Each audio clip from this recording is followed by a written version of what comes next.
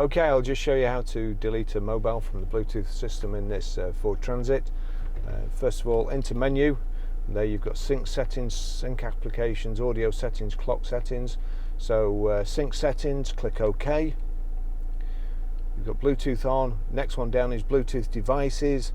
So if for any reason you're trying to pair your mobile later and you can't do, just make sure there's a tick on that Bluetooth on, and otherwise it won't be sending out a signal. So just down to Bluetooth devices, click OK. It's showing my phone there, Barry's iPhone, and it's highlighted, and you've got add, delete, connect or master. So each of those instructions at the bottom corresponds to one of these 4 buttons here.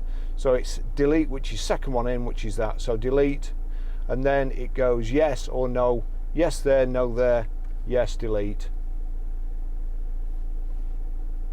So that's it, that's my phone deleted. I'll just delete the others while I'm here so it's clear for the new owner. So from there you can just go straight, delete, yes, that's deleted the next one. It'll highlight the next one down there, delete, yes. So that's all, the phone's gone.